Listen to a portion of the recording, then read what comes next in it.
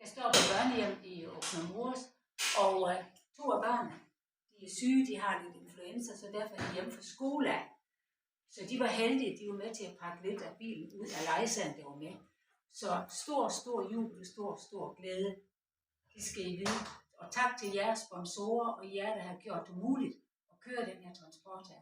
Tak til alle jer, der støtter os, så vi kan komme afsted med endnu flere julegaver. For det her er faktisk nogle af deres julegaver, de får nu lidt i god tid.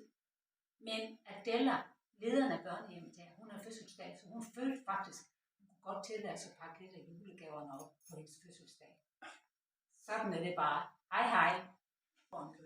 We thank you for all your love, all your prayers, all your support, and thank you for the support of this house, the children's house, and thank you for all your prayers and the gift for the kids. It's a great blessing to us. Thank you so much.